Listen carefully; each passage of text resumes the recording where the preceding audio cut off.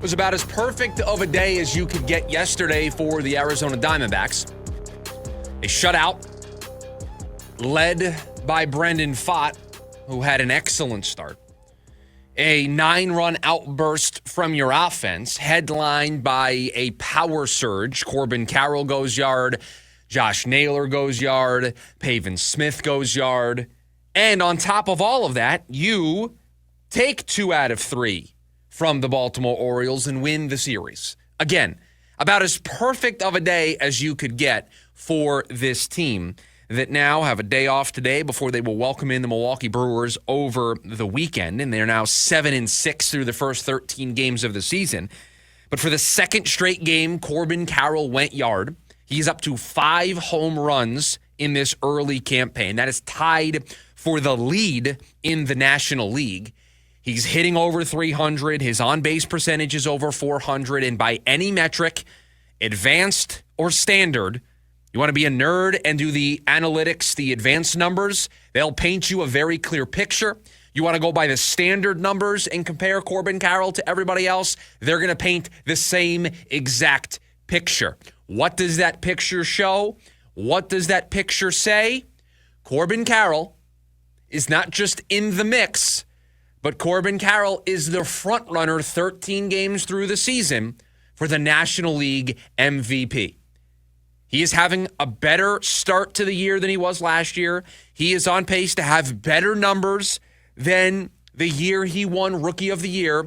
Corbin Carroll has completely erased all of the concerns that we had about him after the first half last year.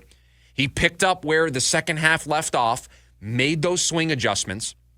And oh, by the way, he still hasn't stolen any bases yet, and he is getting, this is no shot at the rest of the team, but he's not getting any help right now. He has 5 home runs. Does anybody, without looking, know how many RBIs Corbin Carroll has to go with those 5 home runs? He has 8. 8 RBIs to go with 5 home runs, meaning a lot of those home runs are happening with nobody on the bases for Corbin Carroll to drive in.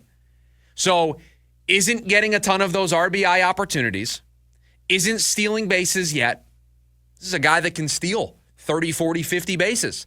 This is a guy that right now, with the way that he's hitting, I know he's on pace to hit somewhere in the 40 or 50 home run number.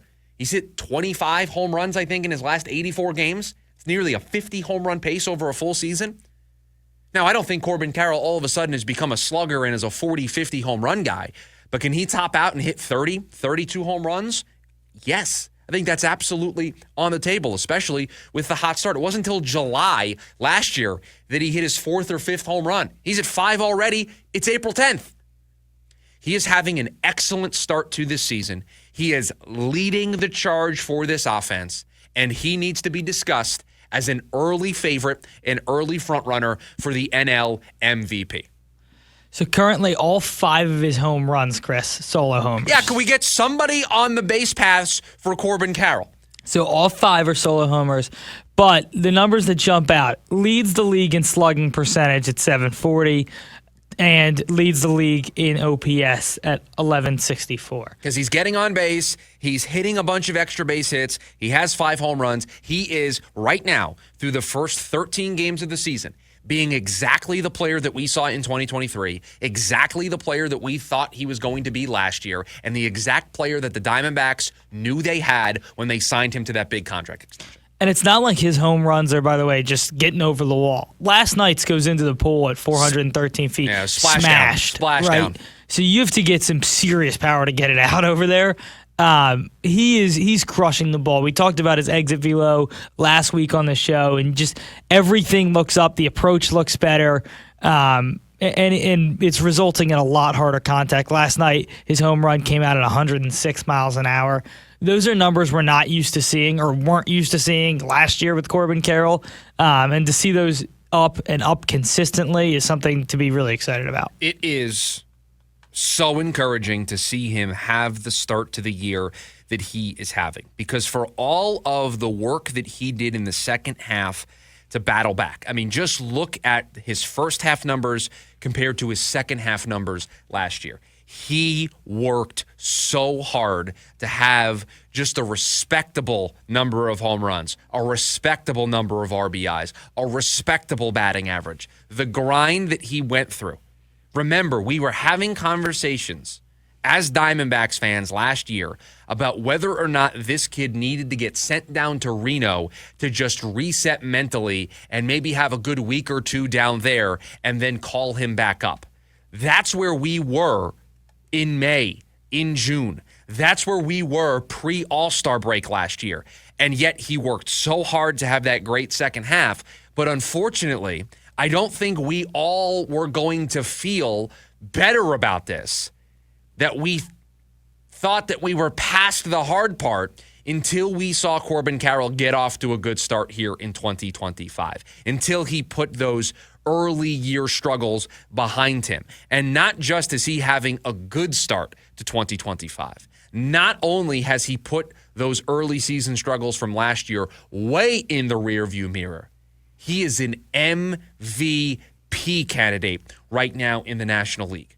All the advanced numbers point to a guy that is the best hitter in the National League right now. His numbers are only going to get better because Ketel Marte is going to come back. This offense looked like it broke out yesterday. Naylor hits his first home run. Pavin Smith hits his first home run. I mean, Pavin Smith's hitting over 400 to start the year. I mean, has an on base of over 400, whatever. He's hitting fantastic right now. You have an offense that looked like it was starting to turn yesterday. And what does that mean for Corbin Carroll? It's going to mean a lot more opportunities with guys on the base paths. It's going to mean that RBI number is going to continue to climb and climb and climb. And one of the reasons why he can't steal bases right now is because you can't steal bases when you get to round them all after the ball goes over the wall. And that is what he has been doing over these last couple of games. So this has been super encouraging. The team has needed this with Ketel Marte sidelined for a series of weeks, and Corbin Carroll has been a MVP candidate through 13 games.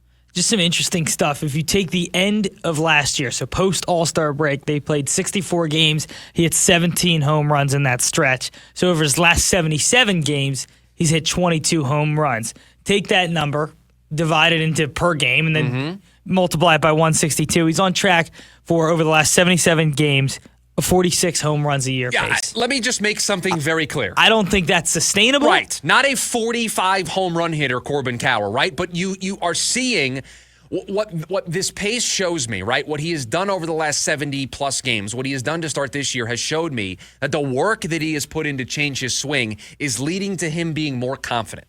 Now, there are going to be some of those balls that bounce off the wall and they're doubles or triples instead of home runs. I still think he's going to continue to hit the ball as hard as he's hitting it. I still think he's going to rack up a ton of extra base hits. I just want to caution against this idea that all of a sudden Corbin Carroll is going to be a home run slugger and hit 45, 50 home runs. It's great that he's hitting the ball over the yard. But if there's an area where I think things come back to normal a little bit, it's in that department. Could he hit 30 home runs this year? Absolutely. I think that's on the table. And I think 25-plus home runs, 30 or 40 stolen bases, and if he continues to hit for the average that he's hitting for, if he continues to take his walks and get on base, you are looking at somebody who right now, and I know it's only 13 games, but he is letting you know now, do not forget his name when it comes to the MVP conversation. If he gives you a 30-30 season, he's in the mix. He should be a finalist he's in the mix for an MVP conversation. 30-30. I mean, Ohtani got it last year because he went 50-50, and nobody has ever done that before.